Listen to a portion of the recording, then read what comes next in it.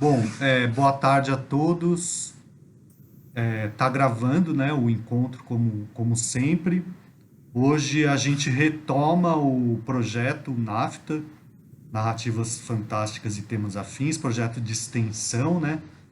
E a gente vai conversar sobre dois contos do livro Azazel, do Isaac Asimov, sendo que a sugestão desse livro foi dada pela Eulena, né? Eu conheço ela como Eulena, mas eu imagino que ela se chame Helena, que foi convidada para participar de novo, mas não está presente. Provavelmente ela não teve essa disponibilidade, né? Bom, o livro Azazel é um livro de contos, né, do Isaac Asimov, que é o autor de ficção científica, né? Eu não fiz mais nenhuma pesquisa a respeito dele ou da obra dele. Eu preferi ler os contos, né? São 18 contos a respeito desse personagem Azazel, né? Então eu preferi ler os contos mais detidamente para escolher dois para a gente comentar hoje, né? Então uma das características do livro é o aspecto humorístico combinado com o fantástico, né? Que é uma coisa diferente, né? Muita gente conhece o Asimov, mas não conhece essa obra, né?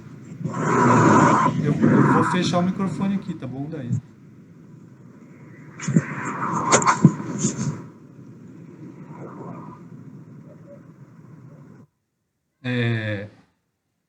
Inclusive, gente que gosta de ficção científica e gosta do autor conhece pouco esse livro, né?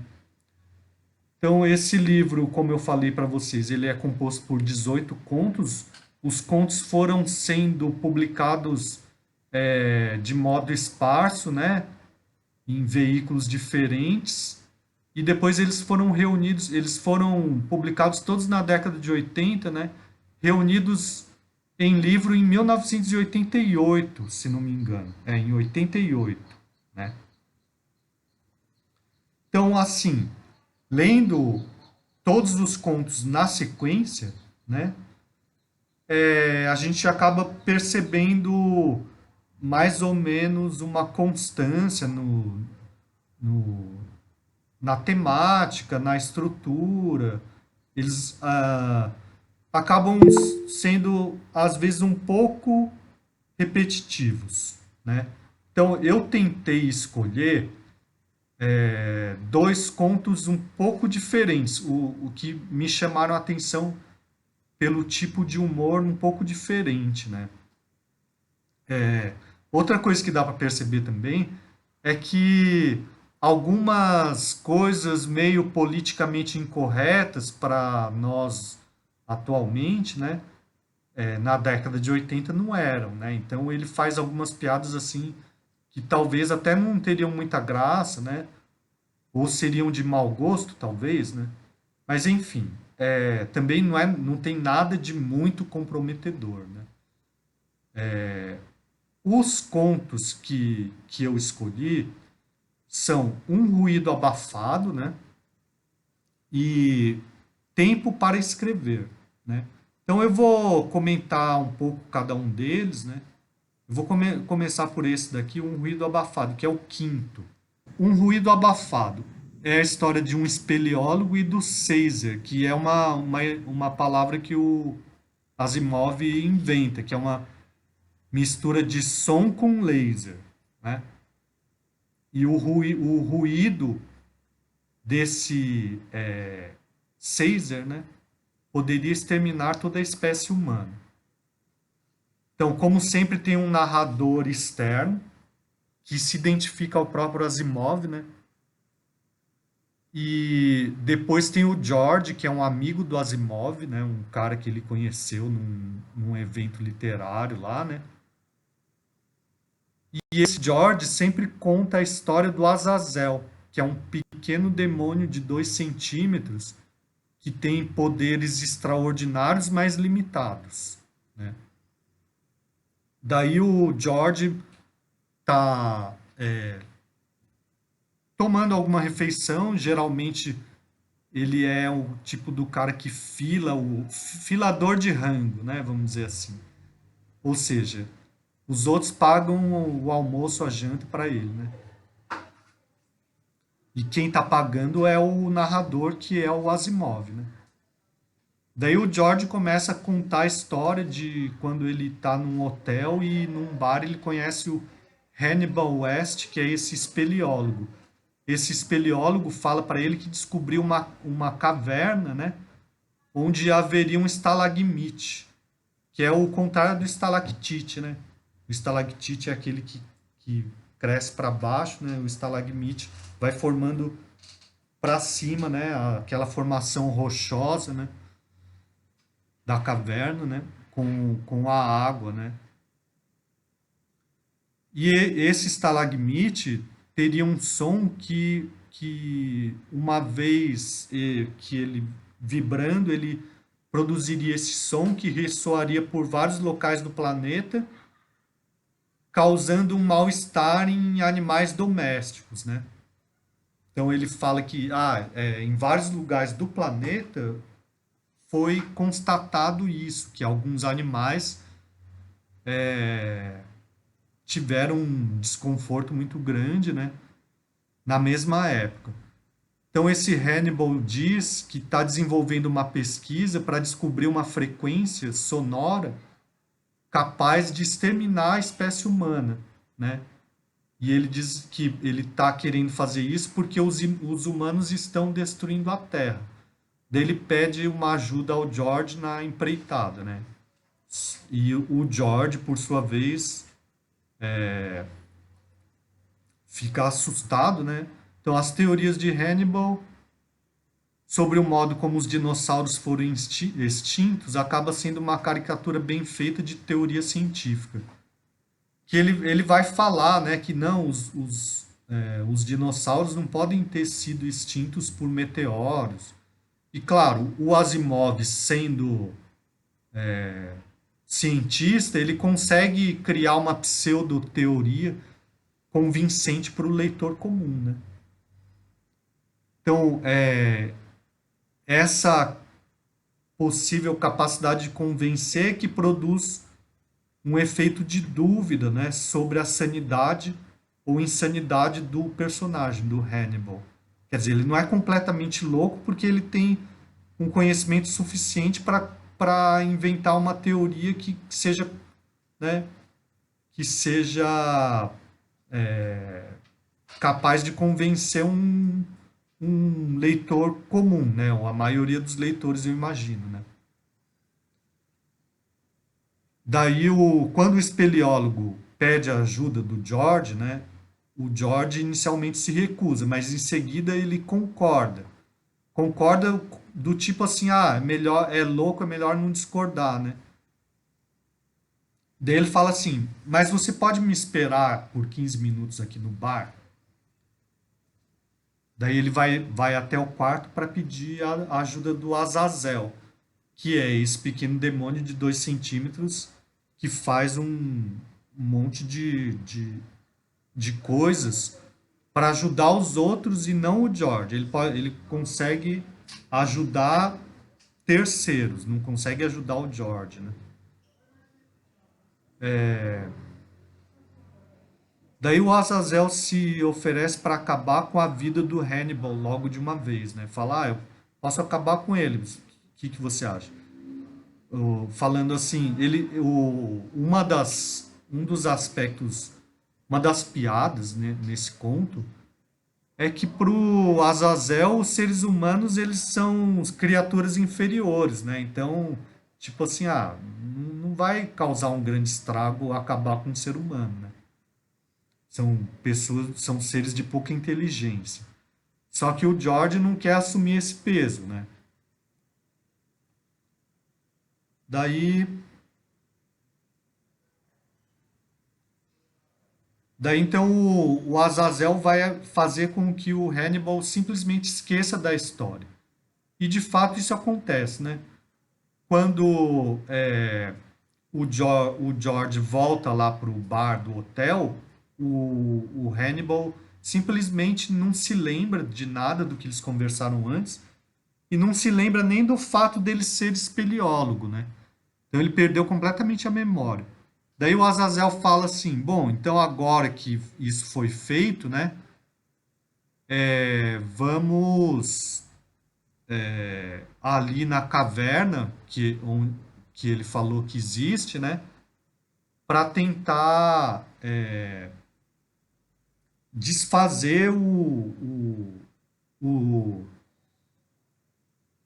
estalagmite, né?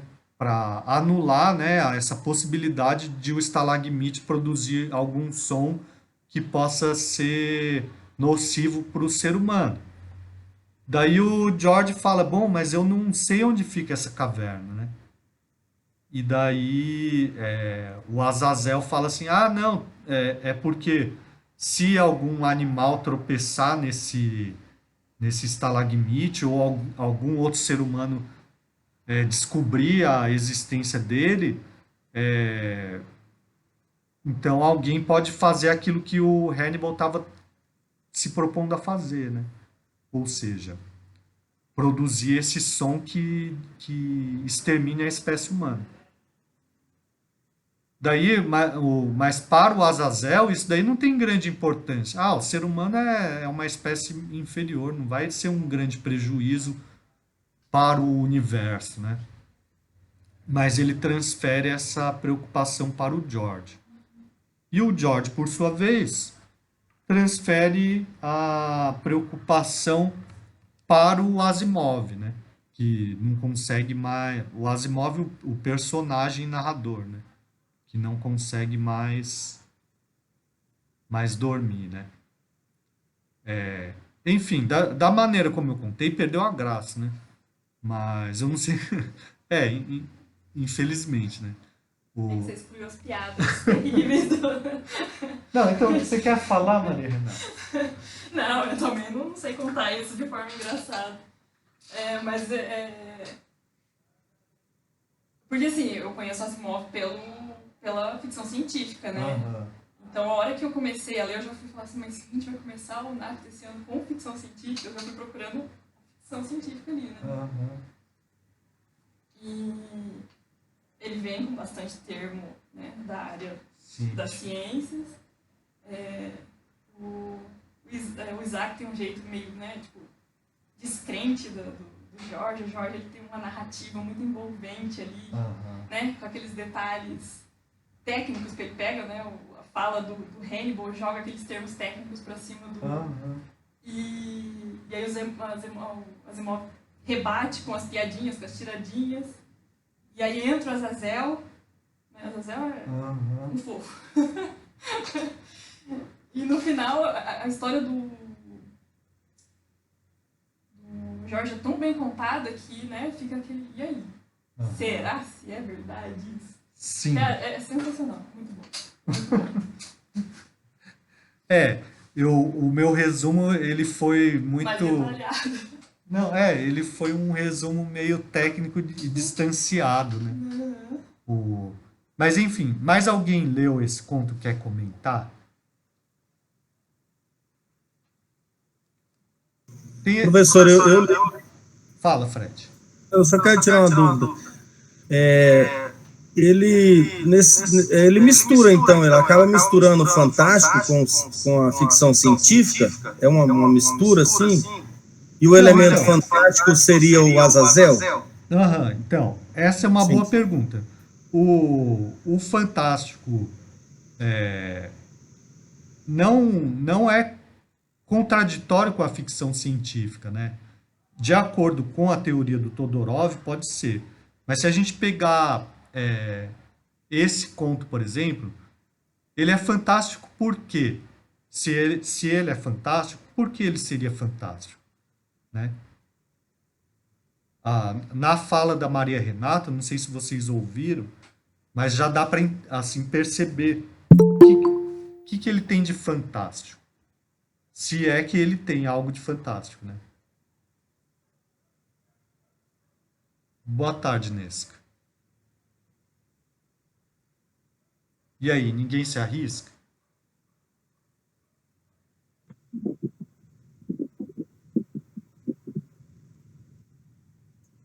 Boa tarde. Então, eu fiz uma pergunta para o grupo aqui, né? Baseada na pergunta do Fred, né? O Fred falou assim a respeito desses contos, a gente comentou o primeiro, né? E se ele combina o fantástico com a ficção científica, né? E daí eu estou perguntando para o grupo se ele é fantástico, né, de fato, né? O Plínio pensa que o fantástico com a ficção é a primeira grande diferença. Ficção apresenta mais recursos fenomenológicos, essas coisas. De gente dos Estados Unidos. Professor, eu não achei ele muito fantástico, não. Tudo bem, Tá, ratinho ó. do diabinho. Não, então, vamos tentar pensar assim, ó. Então, retomando para começar o conceito do Todorov, né? Então, tem uma realidade cotidiana parecida com a nossa e tem algum fenômeno sobrenatural. Recurso tecnológico. Sim, tá. Mas então, peraí, voltando, ó, para ver se tem algo de fantástico nesse conto. Então, uma realidade cotidiana parecida com a nossa, um fenômeno sobrenatural e uma dúvida sobre esse fenômeno, um fenômeno extraordinário, vamos dizer assim, e uma dúvida sobre a natureza desse fenômeno. Ele é sobrenatural ou não, né? Então, dada essa definição, de acordo com a definição do Todorov, vocês acham que esse conto é fantástico?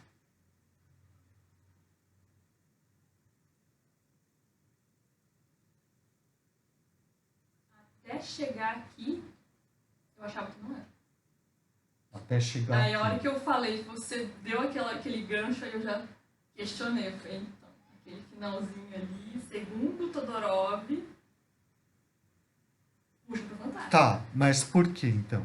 Porque o Isaac, o Asimov, questionou se é ou não realidade a história que o Jorge narrou pra ele. Tá, a história do Jorge é uma, que pode ter algo de sobrenatural. Ou não. Ou então, talvez não. Talvez a história do Jorge seja mais da ficção. A história do Hannibal, né? A história do A história do Hannibal, que é o espeleólogo, tem mais um aspecto de ficção científica, né? O que tem de mais fantástico é o Azazel, é a existência do Azazel, né? Agora eu pergunto, a existência do Azazel, que é o possível fenômeno sobrenatural, é colocado em dúvida pela maneira como a narrativa é construída, né? Você acha que não, Adriano?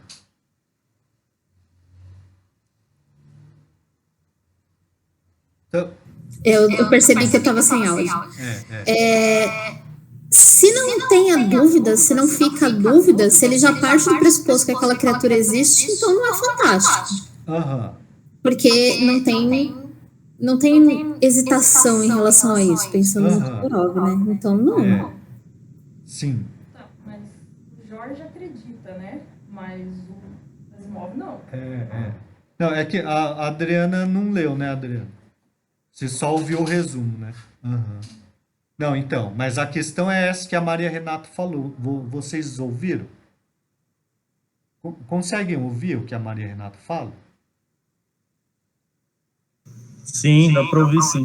Tá. Não, então, pelo fato do George ser um narrador, um personagem, né? Um narrador personagem, ele é um narrador dentro ele tem uma história que a gente chama de enquadrada ou encaixada, né? Tem um narrador de fora que é o Asimov, ou alguém que se identifica com a figura do Asimov, né? E tem um narrador de dentro que é o George.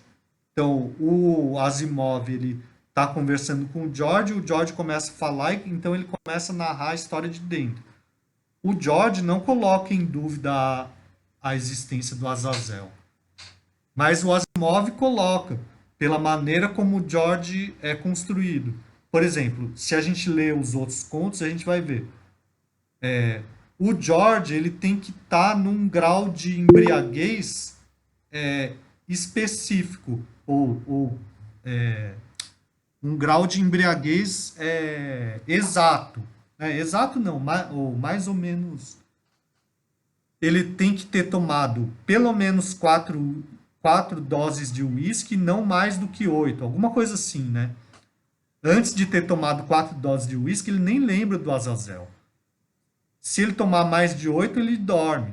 Então ele tem que estar naquele grau de embriaguez ali específico para contar as histórias, né? Então significa assim que, bom, esse Azazel pode ser uma invenção do George, né? Então, nesse sentido, ele é fantástico, né? Só que tem algo de ficção científica. Por quê? Porque cria uma explicação supostamente científica para alguns fenômenos, como esse daí do estalagmite, certo?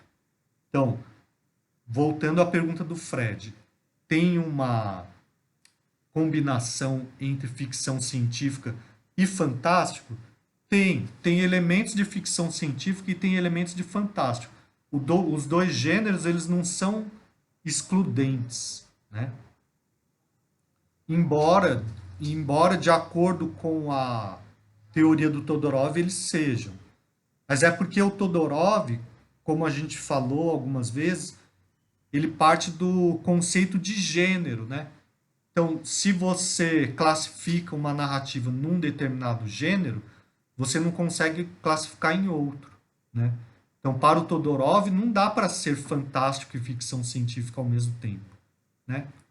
Só que aqui é uma espécie de combinação entre fantástico e ficção científica. Por quê? Porque tem duas coisas extraordinárias na narrativa. Tem o Azazel e tem a possível ameaça à espécie humana através de um fenômeno aí explicado de uma maneira pseudocientífica, né? Mas tem um outro complicador ainda, né? Que é o quê? Quem consegue identificar? Tem mais um elemento complicador para essa possível análise de ficção científica ou fantástico, né?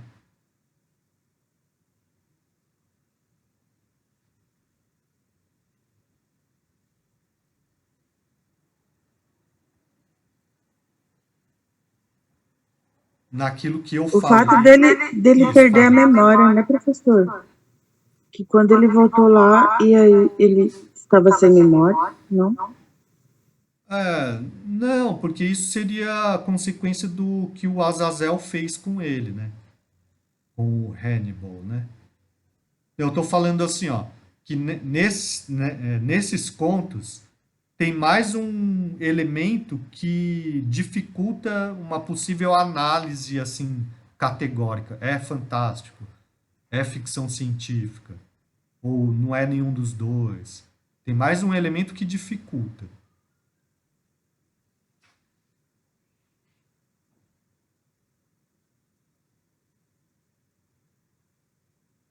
E aí? Esse elemento, ele já foi mencionado aqui. Quer falar? Não? Não identifiquei esse. Que tem a ver até com o próprio motivo da gente ter escolhido essa obra, né?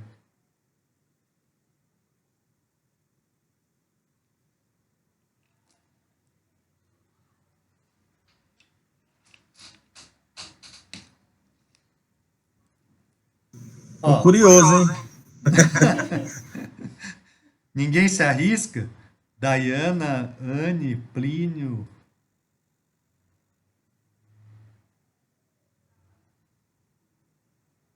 Não, então, eu não sei se vocês se lembram de alguma outra vez que eu tenha falado sobre como o Davi Roas trata da combinação entre humor e fantástico.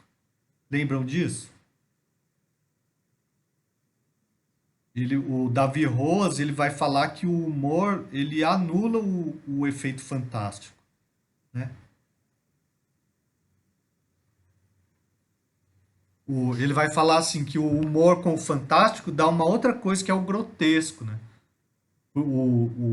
Por quê? Porque assim, para o Davi Rose, o fantástico gera um efeito de estranheza, né? Esse efeito de estranheza vai levar o leitor a questionar sua própria concepção de realidade, porque aquela realidade ficcional é semelhante à do leitor, né?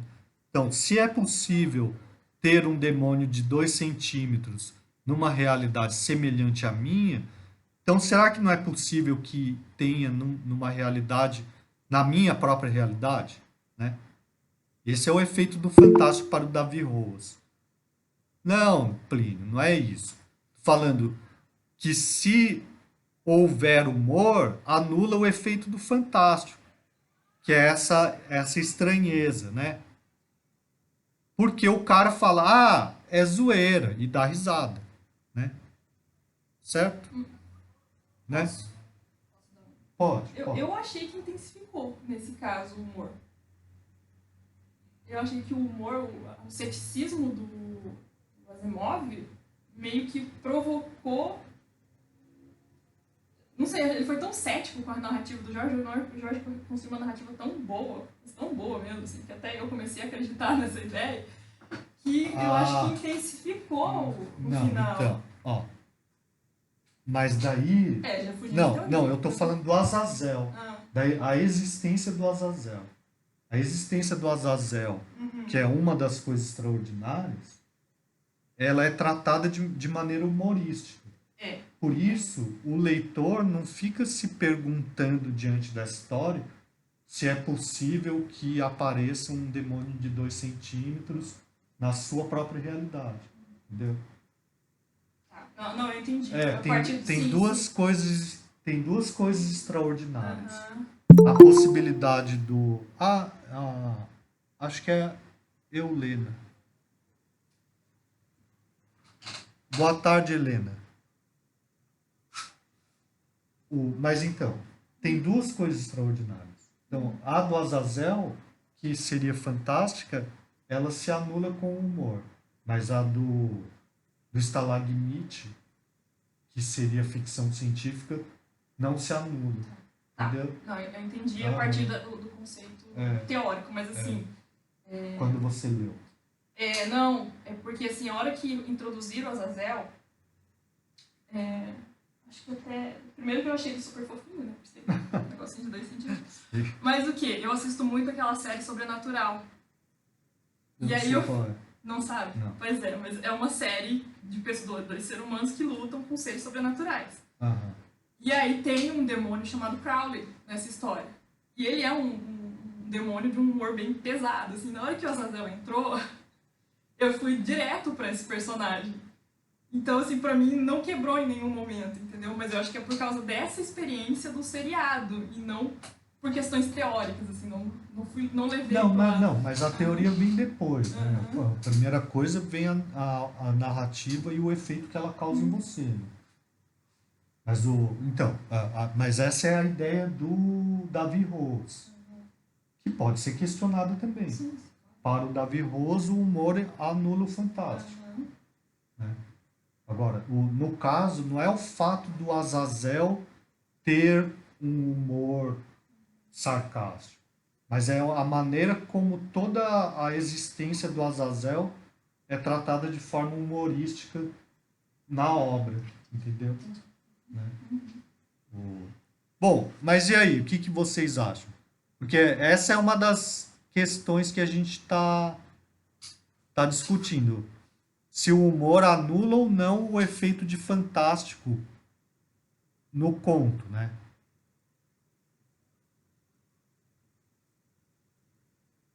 Porque dependendo de como for, pode não anular. Agora, se você tratar de maneira humorística a própria ocorrência do fenômeno, daí talvez anule, né? Ou depende da intensidade do humor e da intensidade do fantástico, né? Da estranheza que o fenômeno sobrenatural pode causar.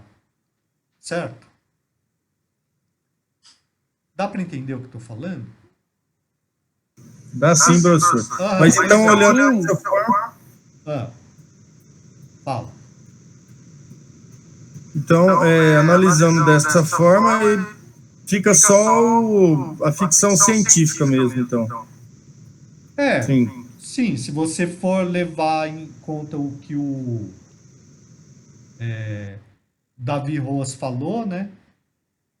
Porque para mim, pelo menos, não tem o efeito de achar que o Azazel pode aparecer na minha realidade, né?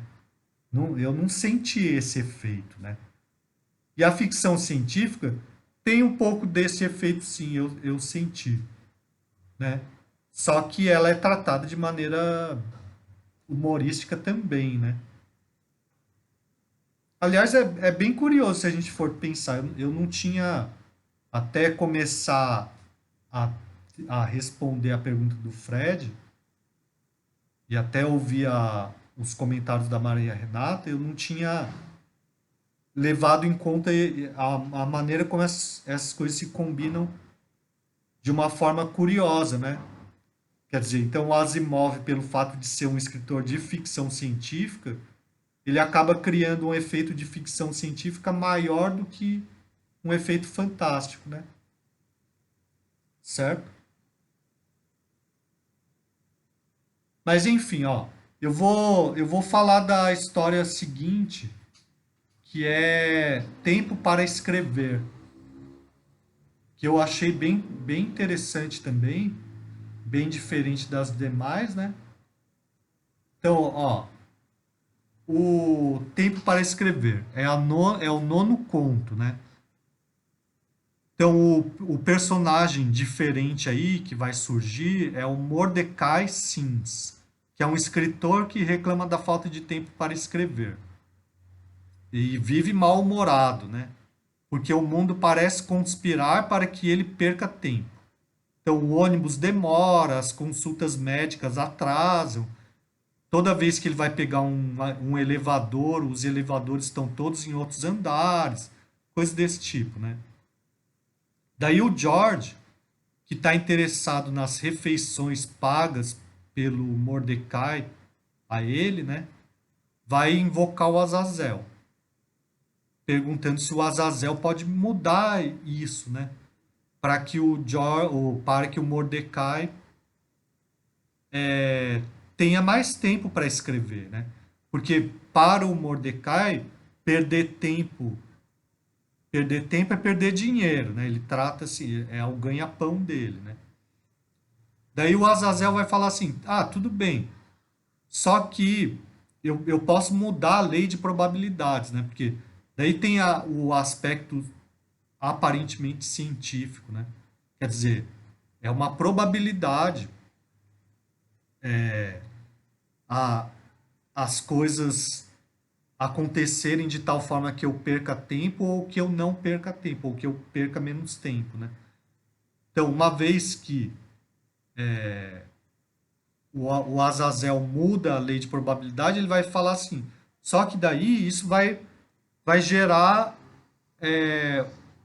uma probabilidade ruim para outros elementos do universo, né? Por exemplo, vai encurtar a vida do Sol em 2 milhões e meio de anos, né? Daí o George vai falar, tudo bem, né? 2 milhões e meio de anos para o Sol, que sei lá quantos anos o Sol pode ter de existência, e não é nada, né? Mas, claro, o George ele está pensando no próprio interesse, né? De que o Mordecai pague as refeições para ele, né? Daí o Mordecai 4,5 bilhões. Então, inicialmente o Mordecai chega todo feliz, dizendo que agora está tudo dando certo. os garçons começam a atender ele prontamente, né? E só que ele ainda não se acostumou, então por isso ainda não está aproveitando esse tempo para escrever. Daí passam algumas semanas, né? O George vê o Mordecai completamente aborrecido. Parece estar nevando, né? Ou chovendo muito, sei lá. Daí ele xinga primeiro, ele recusa um primeiro táxi. E depois um segundo táxi ele pega, só que ele fica xingando, né? E daí o George, depois que reencontra o Mordecai, vai pedir explicações, né? Pô, o que aconteceu, né? Você tá aborrecido, né? E daí o Mordecai vai falar, não, agora que as leis da probabilidade começaram a funcionar todas a meu favor, ele parou de escrever. E por quê, né? Porque ele percebeu que ele usava o tempo, esse tempo que ele ficava esperando, para pensar. Né? Então, enquanto ele estava aborrecido na fila do banco, enquanto ele estava esperando o táxi, ele aproveitava esse tempo para pensar, uma parte do tempo. A outra parte do tempo ele estava revoltado, xingando. Só que esse sentimento de revolta, ele era uma motivação emocional para ele quando ele ia escrever, né? Então, no final das contas, ele parou de escrever, né? Agora que todos o atendiam prontamente, ele não ficava mais revoltado. Ele só ficava triste, né? E com a tristeza, ele não conseguia escrever. Daí ele estava tão triste que ele saiu e deixou a conta para o George pagar, né? Ou seja, o plano do George não deu nada certo, né? Bom, os temas humorísticos tem alguns que se repetem, né? Como, por exemplo, o Asimov, ele é completamente rebaixado pelo George, né? Na comparação do George do Mordecai com o Asimov, ele sempre rebaixa o Asimov, né, como escritor. O Azazel chega dormindo e roncando. A barriga dele parece uma bilha, né? Que é tipo um recipiente para guardar água, né? Tipo uma garrafinha arredondada. Ele acorda aborrecido. Ele sempre fala sobre sexo, assim como o George, né? Ele se deixa influir por bajulação, né? Por puxa-saquismo. O seu poder é limitado, é muito limitado. Então, por exemplo, ele fala assim, ó, eu vou fazer esse feitiço que você está pedindo, mas eu não posso desfazer. Eu não. Daí o George fala, mas por que você não pode desfazer?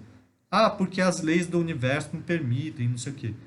E o George fala, eu acho que ele não pode porque ele não consegue, né? Tipo assim, ele não é bom o suficiente para desfazer, né? Mas o George também é rebaixado, né? Ele é interesseiro, ele é mal educado, ele... Deixa eu ver. Ele vive julgando os outros, ele é guloso, beberrão, mentiroso.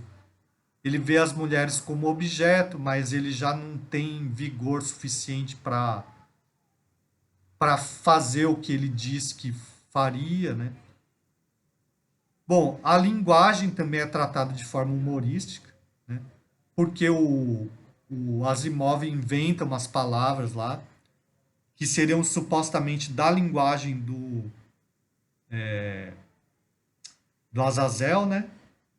E a ciência também é tratada com humor, né? Por exemplo, ele explica esse negócio da probabilidade, da entropia, né? De uma forma bem engraçada.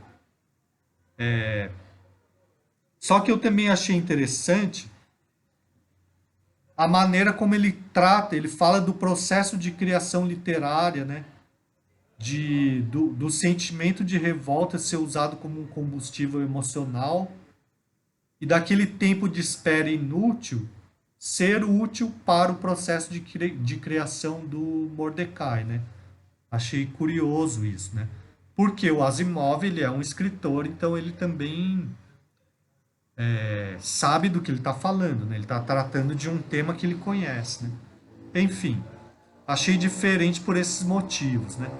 Claro que cada conto tem o seu aspecto diferente, né? Quando a gente vai ler, que vai chamar atenção, por exemplo, tem um que fala sobre música, né? Outros que falam sobre fotografia, sobre jogo, enfim.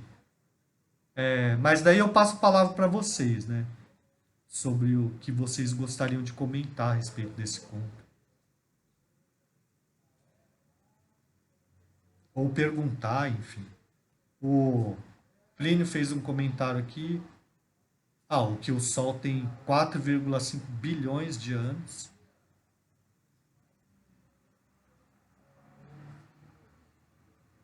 E aí? Professor, Fala, Fred. essa questão do tempo aí foi interessante mesmo você ter pontuado. E assim, parece que quanto a gente tem mais tempo, menos coisas a gente consegue fazer, sabe? Você fica com muito tempo ocioso, você, sei lá, fica sedentário, não faz as coisas. Quando você tem pouco tempo, você se esforça para, entendeu? Sim. Fazer mais coisas. Tipo, você tem que roubar o tempo para você ler um livro, para você, né, fazer uma faculdade e tal. O cara passou a ter um monte de tempo, ele foi indo, ele ficou tão triste, parou de escrever. E quando ele tinha menos tempo, ele escrevia mais, ele sempre cumpria, né? As datas, os horários de entregar os escritos dele e tal. É interessante isso aí. Sim. Meio filosófico também, né? Eu acho que tem um aspecto psicológico do tempo, né? Do tempo psicológico, né? O tempo não é mecânico simplesmente, né? Assim. Ou seja, o tempo depende da maneira como a gente se relaciona com ele, né? Então, esse aspecto criativo, por exemplo, de que maneira o aspecto, de que maneira o tempo se torna útil para criar alguma coisa ou não, né? Dentro da ciência mesmo, dentro da física, o tempo é relativo, né? Depende do observador. Mas daí entra num assunto espinhoso. Né? Não, sim, eu nem sei falar sobre isso, eu usei essa frase. Não, dentro da ciência o tempo é relativo, depende do observador. O que eu ouvi explicação a respeito disso é assim: se uma pessoa viaja na velocidade da luz, a percepção do tempo para ela se passa de maneira diferente, né? Então, claro que... Fala, Anne. Não, eu tô pensando relacionando os dois pontos, né? Como os colegas falaram, o primeiro, para mim, também ficou bem mais marcado a questão da ficção científica. Uhum. E aí, eu acredito que possivelmente o Asimov, né, ele usou dos conhecimentos dele, né, como o Plínio colocou ali, né, ele era um bioquímico, então ele tinha domínio de conhecimentos relacionados a, como ele explica ali, por exemplo, de que forma os dinossauros poderiam ter sido exterminados, né, da Terra, e de como que poderia conseguir isso com os humanos que estão destruindo o planeta. Sim. Então, acho que a forma como ele construiu a narrativa, tem uma parte lá, um trecho, que ele coloca de uma forma como se ele estivesse construindo uma conjectura, mas mais próximo da realidade, quando ele fala ali não lembro o que era, mas era algo relacionado ao calor, né, da lava, formados, a partir disso, uma fração ser liberada em forma de som, né? Uhum. E isso corresponde, né, quando a gente estuda ali a questão do laser, né, como que o laser funciona. É bem próximo essa explicação que ele dá. Então, por isso, para mim, ficou mais próximo de uma ficção científica, por conta dessa narrativa que ele construiu, né? Certo. é bem fundamentado, assim, né? Não que seja real, mas tá bem fundamentado, vamos dizer assim. Mais convincente a explicação Isso, supostamente científica dele, né? isso. E já nesse segundo, eu até deixei aqui, né, por exemplo, quando ele fala, já não é tão assim como no anterior, que, deixa eu só achar onde que eu deixei. Por exemplo, quando o Azazel fala, o que vou fazer é introduzir alguns nós na ligação entre o contínuo e o seu amigo, esse que tem prazos a cumprir, né? Não deixa muito claro, né? Assim, ou pelo menos eu nunca ouvi falar nada, né? E a respeito disso. E ele mesmo propõe uma solução, mas logo ele pergunta, a propósito, o que são prazos, né? Então, ele propõe a solução, mas ele mesmo não sabe com o que está lidando. É como fala, né? Ele tem poderes, mas limitados. Acho que limitado por conta disso, né? Porque ele não sabe como usar esses poderes que ele tem. Sim. E, para mim, o Azazel, ele seria... Se eu fosse classificar, para mim ele entraria como maravilhoso, né? Ou por causa do personagem Azazel. Ele seria maravilhoso, só que da maneira como o George é construído como um personagem mentiroso, por isso ele acaba sendo fantástico, né? A outra possibilidade que o texto, né, abre é de que tudo seja mentira, né, do George. Então, existe mesmo esse Azazel ou é tudo conversa de um cara bastante criativo que é o George, né? Certo? Mas se a gente excluísse o Asimov e deixasse só o George e o Mordecai, como que o Mordecai conseguiu a sorte? Não, mas é justamente isso, o fato do George ser um personagem. Porque se o George é um personagem, tudo pode ser invenção, inclusive o fato do Mordecai ter conseguido... Se ele não tivesse contando, daria sim. O George ser personagem e ser mentiroso, ele ter um monte de defeitos, faz com que a gente coloque... E ser bêbado também, né? Tipo, ele bebe 4 doses, daí ele começa a falar do Azazel. Se ele bebe menos, ele não fala. Né? Não, isso que eu ia questionar, assim, porque a gente já viu mais de um ponto em que rolou uma birita ali, né? E aí a história... Não, é porque você leu só esses dois? Desse sim, mas eu tô falando de contos anteriores que a gente já leu, que a gente já discutiu, assim, às vezes tinha uma bebida envolvida ali, sabe? Sim. E aí a história deslanchava a partir daquele momento de... mas sempre que o narrador for personagem, ele pode estar mentindo. Se o narrador for heterodiegético, daí não faz sentido ele mentir, porque o discurso literário já é ficcional. Entendeu? Bom, mas enfim. Essa história da explicação supostamente científica do segundo conto tem a ver com a lei de probabilidade, né? Como se fosse assim, a lei de probabilidade sempre fez com que eu tivesse azar na minha espera por ônibus, ou por médicos, ou por elevador, né? Então, se a lei da probabilidade sempre foi assim, que é isso que o personagem fala, né? Até agora na minha vida, a partir de agora, começou a acontecer o contrário, né? Sabe? Como se fosse assim, eu pego um dado e jogo.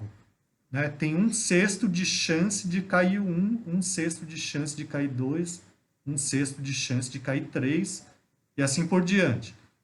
Então vamos supor que o objetivo seja o número sempre maior. Até agora, metade da minha vida só caiu 1, 2 e 3. Então a partir de agora começa a cair 4, 5 e 6, né? Mais ou menos isso. Só que se o Azazel muda a lei de probabilidade, bom, daí Tem um negócio de entropia que ele joga no meio, né? Que tem a ver com termodinâmica, né? Enfim, eu fui lá ver, tentar ver a respeito dessas leis agora à tarde, mas eu falei, não vai dar, não vai dar pé. Mas basicamente assim, eu mudo a lei de probabilidade de alguma coisa no universo, eu acabo influenciando no resto, né? Mais ou menos assim, né? Tem até aquele filme Efeito Borboleta, né? Que fala mais ou menos mais ou menos com esse tipo de ideia, né? Mas enfim, acho que eu entendi o que a Anne quis dizer, né? Que o efeito de ficção científica do primeiro conto é mais bem construído, né? Mais convincente, não é isso, Anne? Aham. Professor, Oi. mas assim como o tempo é relativo a partir do observador, os dois contos também não são interpretados a partir do leitor? Tipo, aparentemente a Ana tem mais conhecimento dessa parte científica, né? Então, assim, a visão dela foi totalmente jogada para as questões científicas. Sim. Eu vivo no mundo da fantasia, então eu consegui observar um pouco mais. Tá, então, a respeito do tempo relativo, o que eu vi é assim, que pode ser... o Plínio comentou aqui, né? O Plínio fez alguns comentários a respeito do tempo. Então, é assim, claro, nossa, falar de tempo dentro da história, da historiografia é super complicado, mas assim, tem um documentário muito bacana, mas lindo demais, na Netflix, muito, claro, muito filosófico, também usa um lado bem psicológico, sobre o tempo.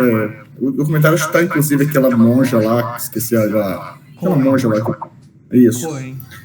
Nossa, incrível esse documentário, recomendo. Claro, eu não vou falar dos 200 livros de história agora, mas recentemente mesmo consegui um livro muito bacana, de uma dissertação do prof. História, inclusive, sobre o tempo, até tem que ler, né? De Campo Grande, inclusive, o William Martinhão, professor de História, uma dissertação dele. Até comprei, na verdade, ele quer publicar, até ele enviou para mim e comprei, mas o tempo, questão de tempo aí, não se conta aí também. Mas segue o bonde. Tá, beleza. Primeiro, assim, voltando no que eu estava falando a respeito do tempo, o tempo é relativo cientificamente também, né? Não só o tempo psicológico, né? Então, o que vai falar é assim, se alguém viajar na velocidade da luz, essa é que é a teoria, né? O tempo vai passar de maneira diferente para essa pessoa, né? Essa é a questão, né? Só que, claro, eu não sei isso, eu não vou conseguir explicar isso em detalhes. Quando eu ouvi a explicação, eu falei, então é isso, né? Então, se alguém não viaja na velocidade da luz, o outro viaja na velocidade da luz e volta. Esse que viajou na velocidade da luz viveu um tempo diferente daquele que não viajou, né? É uma coisa do tempo cronológico mesmo, não psicológico, né? Não só psicológico. O filme Interestelar, acho que explica um pouco isso, sobre essa relatividade. Bacana. Pois é, agora, o que a Maria Renata falou é exatamente um dos questionamentos possíveis a essas teorias todas sobre o fantástico, né? Começando pela do Todorov, que se propõe estruturalista, mas leva em conta algo da recepção, né?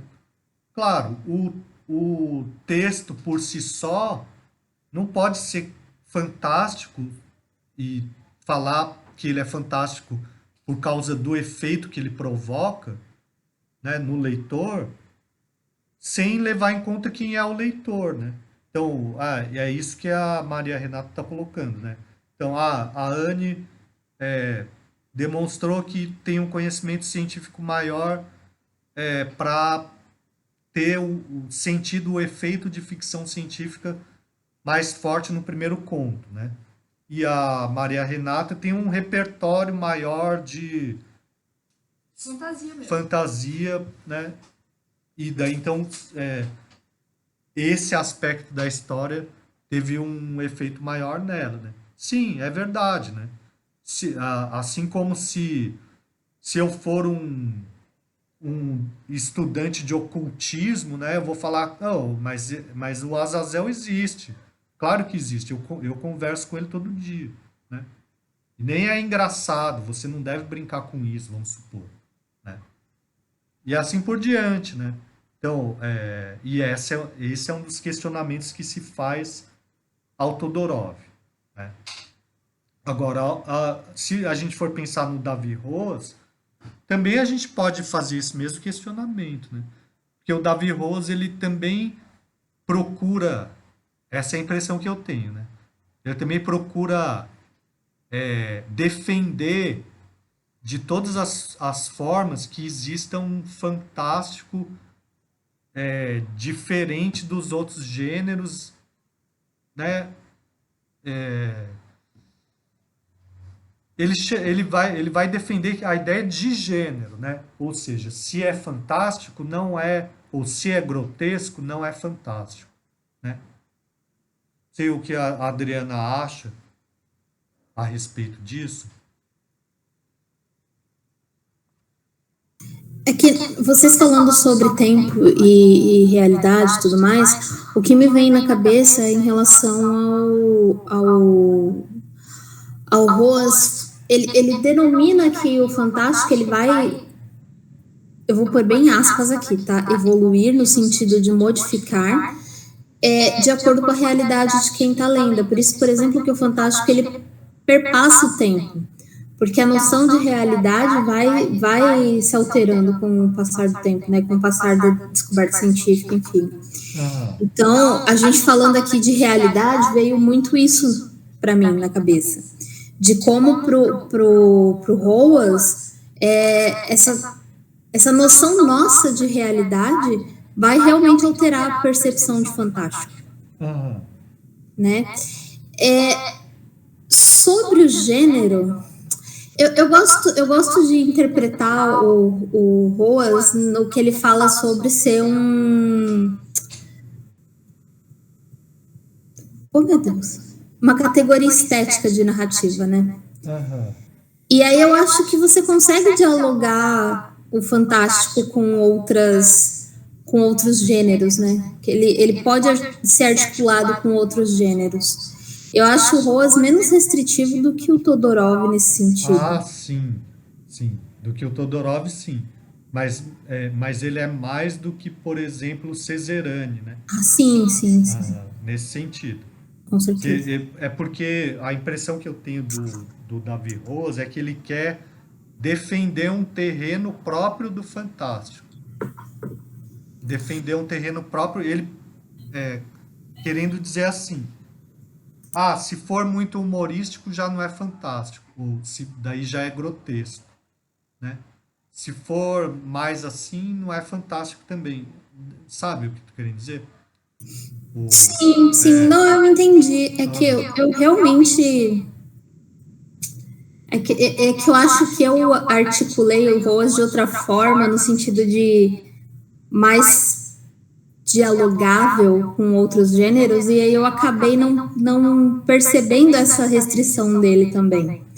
Mas quando você destaca, por exemplo, na questão do grotesco, realmente. Foi essa impressão que eu tive quando eu li esse capítulo, né? Esse capítulo específico, né? É que, de qualquer forma, os dois falam que não existe uma fórmula do fantástico própria, né? Que o fantástico ele vai se apropriar de outras formas de escrita, de outros gêneros e de outras expressões. Então não tem como dizer que existe uma fórmula fantástica pura, porque não vai ter, né? Nem o Rose, nem o Todorov, inclusive. Não tem como defender um procedimento exclusivamente fantástico.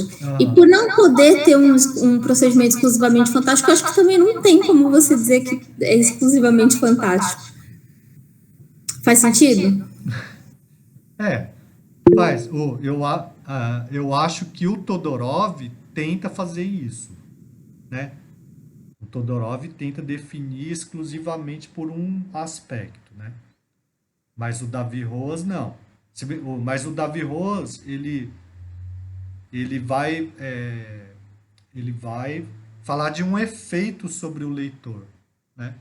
Esse efeito pode ser diferente para um leitor de uma época diferente, um leitor com uma formação cultural diferente, né? Mas o efeito é sempre o mesmo, que o leitor tem uma concepção de mundo que vai ser colocada em questão a partir de uma narrativa que tenha um mundo ficcional semelhante ao seu, ameaçado, né? Acho que né? Então, nesse sentido, o Davi Rose ele é mais restritivo do que o Cesarani, né? Só que o Cesarani é menos claro, né? Porque no final das contas a gente pergunta para o Cesarani, o que é o fantástico então? Ele não vai responder num parágrafo, né? É que eu acho que defender um modo fica meio amplo, né? É um modo de expressão. Isso. Né? Então, aí eu não sei, talvez seja uma autocrítica aqui, pensando que talvez eu também esteja muito apegada à questão do gênero nesse sentido. Porque para mim o Roas, por exemplo, ele é mais explicativo do que o Cesarani apenas. Ah, sim. Não que um esteja errado e o outro certo, não é isso, mas talvez por autocrítica eu também esteja muito mais apegada à questão do gênero, mas assim, elementar do que um modo de literatura, por exemplo. Não, eu comecei a achar que a ideia de modo fantástico faz mais sentido quando eu comecei a perceber que tem o próprio NAFTA, né? Se a gente falar assim, não, a gente estuda só o fantástico aqui, a gente vai deixar um monte de texto fora, inclusive esse Azazel, né? Que alguém pode falar, mas isso não é fantástico, né? Agora, para mim, os textos literários, na sua diversidade, são mais importantes do que os conceitos teóricos, né? Então, por isso, eu prefiro ler uma diversidade maior de textos, né? Inclusive de terror, ficção científica, humor ou qualquer outra coisa, né? Daí eu vou pensando nesses textos a partir desses conceitos teóricos, né? Eu acho mais interessante dessa maneira, né? Por isso que eu acho que a ideia de moda é melhor. Funciona melhor para a maneira como eu lido com as coisas, né? Assim que eu tenho entendido, né?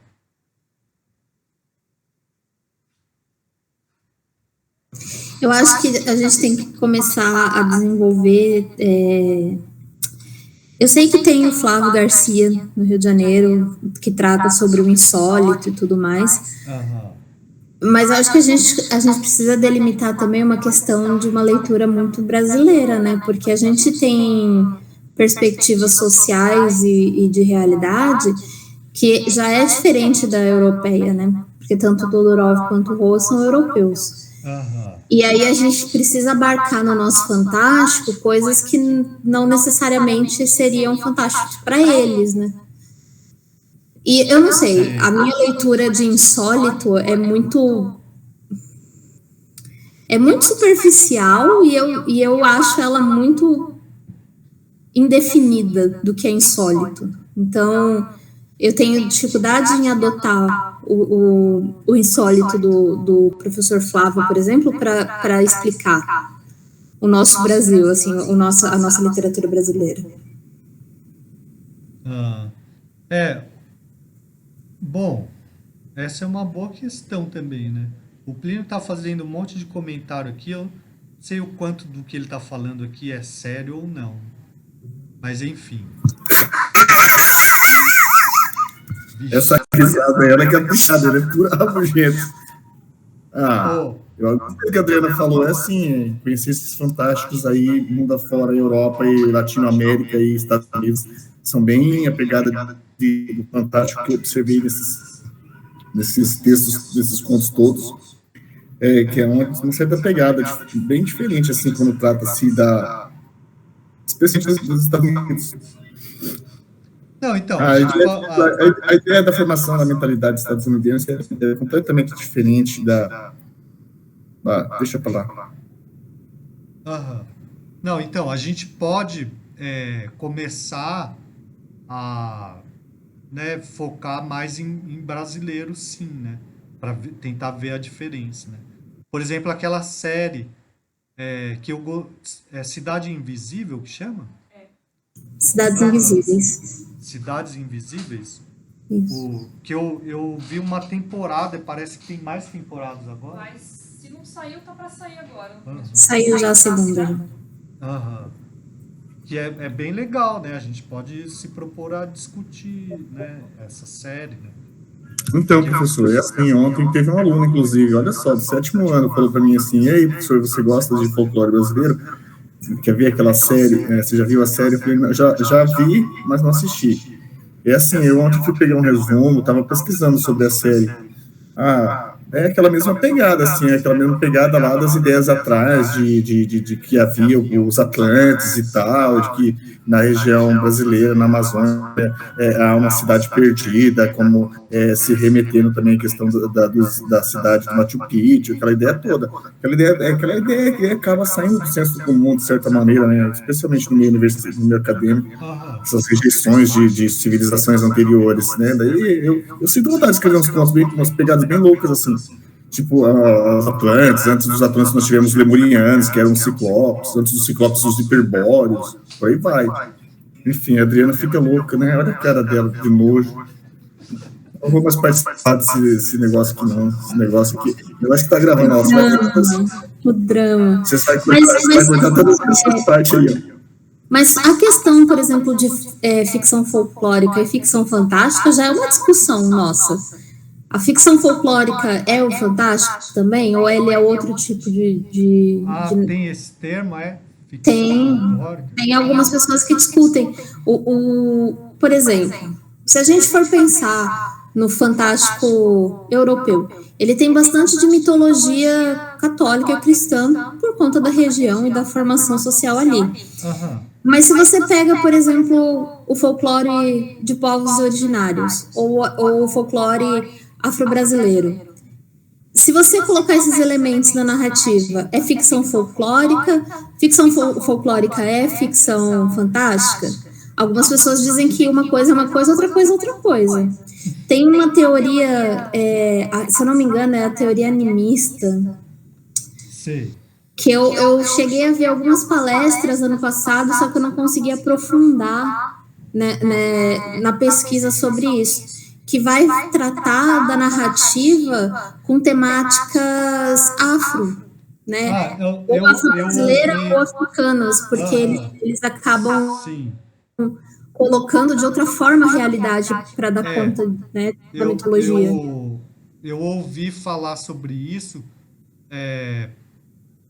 por um aluno do mestrado que era africano, né? Quer dizer, ele é africano, foi aluno do mestrado. E ele falou sobre isso e eu dei uma olhada, eu fiquei sabendo da existência desses conceitos a partir dele, né? Mas não me aprofundei. Mas, enfim, acho que tem uma relação com o que a gente pode pensar sobre essa ficção folclórica que você está dizendo, né, Adriano? Enfim, acho que dá para a gente também começar a explorar essas coisas, sim, né? Seria uma coisa interessante, sim, né? Posso pode, claro. Porto Arado, de Itamar Vieira Júnior. Já? Não? Pois é, eu li ele e, assim, quando me falaram que ele era um livro de literatura fantástica, né? É? E aí eu comecei a ler e, assim, retrata bem a história do Brasil, né, essa construção cultural. E aí eu fui lendo e fui procurando esses elementos do fantástico que a gente já tinha visto aqui, né, e realmente, assim, ele traz ali questões da matriz africana ali, né, da cultura, da religião africana. E aí eu fiquei meio perdida, eu falei, tá, e agora? É ou não é fantástico? Então, assim, agora, vocês entraram nisso, então, assim, eu também já concordei, né, com que a gente precisa também, acho que, explorar um pouco mais o nosso cultural. É uma coisa que, para mim, falta um pouco, né? Embora eu tenha estudado Murilo Rubião, né? Mas, enfim, eu acho que a gente pode dar continuidade esse ano pensando nesses temas, né? Em explorar esses temas, né? Só para... porque já são 6h20, né? Eu pedi uma sugestão para a Adriana para o próximo encontro de algum escritor ou escritora que pudesse vir aqui conversar com a gente, né?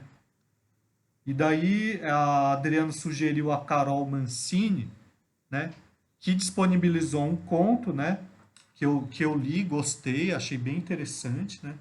E ela falou também, ela se dispôs a disponibilizar com a gente um e-book de um outro conto, né? Então, são 2 contos, né? E daí ela vai vir, a gente já combinou no dia 23 de maio, né? Certo?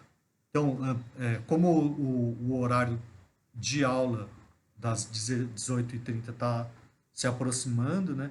É legal a gente já deixar dito isso, né? Então, o próximo encontro, dia 23 de maio, sobre 2 contos da Carol Mancini, que a gente vai ainda disponibilizar, tá bom? E eu acho que tem todas essas possibilidades, então, para a gente ir pensando nos próximos encontros, né? A minha ideia este ano é fazer mais espaçado, porque além do projeto de extensão, o NAFTA, né, eu retomei um projeto de pesquisa, né, sobre o Cortázar, né, e tenho... legal, Adriana. Detalhes, que é o conto que eu li, e o Vazio Depois da Janela, que ela vai... tá aí já em e-book, né, o link. Mas então eu vou ter o projeto de pesquisa, o de extensão e o de ensino, né? Que é o Infante, que eu pretendo retomar também. Então, por conta disso, o NAFTA vai ficar mais espaçado, tipo assim, uma vez por mês mesmo, tá bom?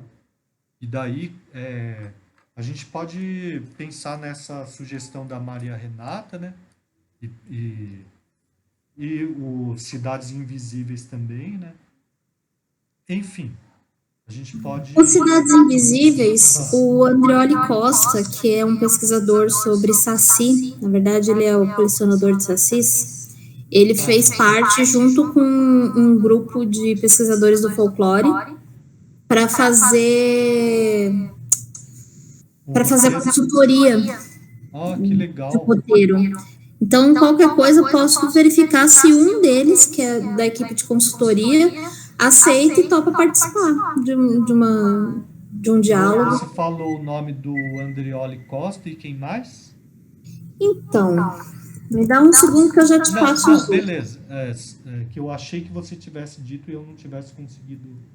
Mas, enfim, eu acho ótimo se puder trazer, né, alguém que tenha participado aí como consultor, acho bem interessante, né?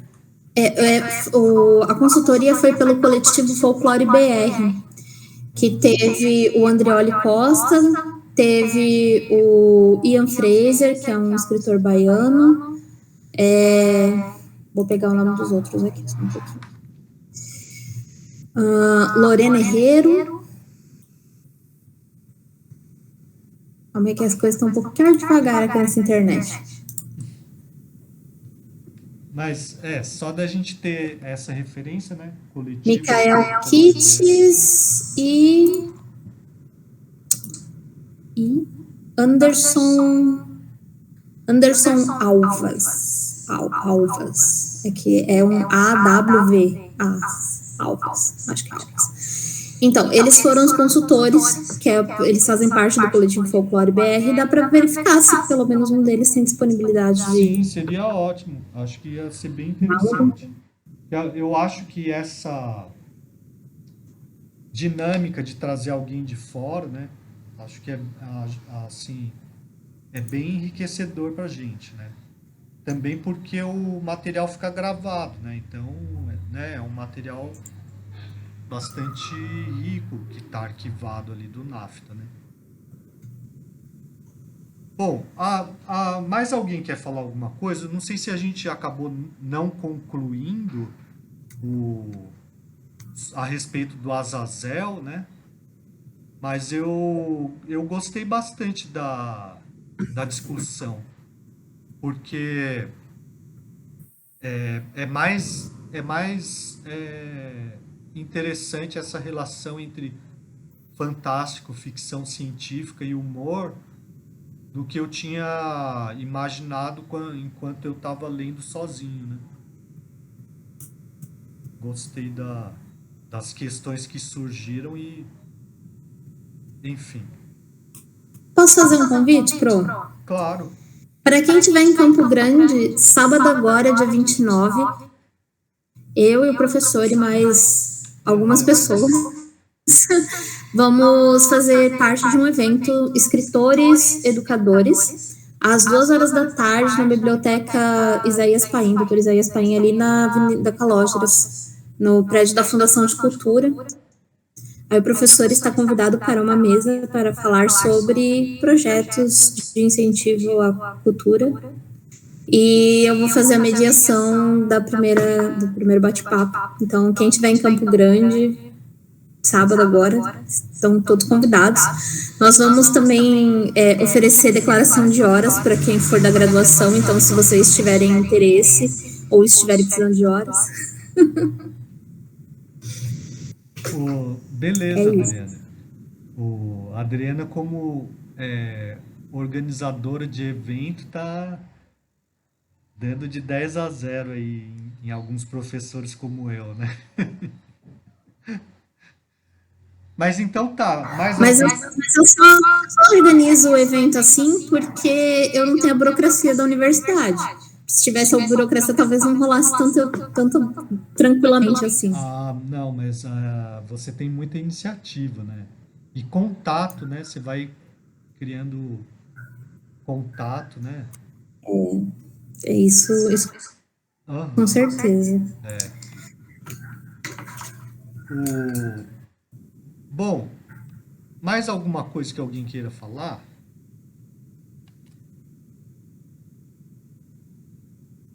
É a Fundação de Cultura, o Freds.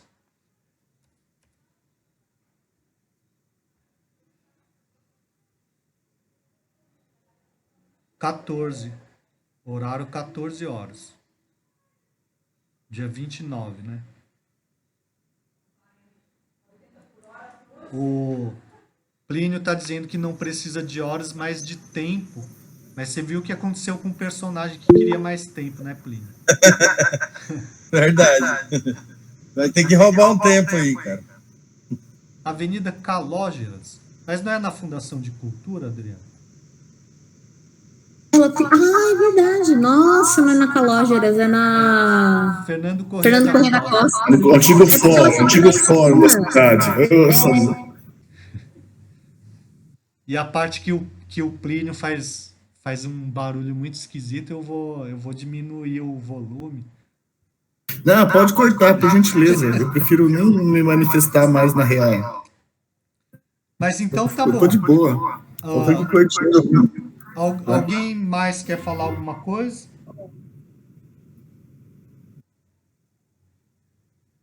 Então tá, eu agradeço a participação de todos e conto com a participação de vocês também no próximo encontro, dia 23 de maio.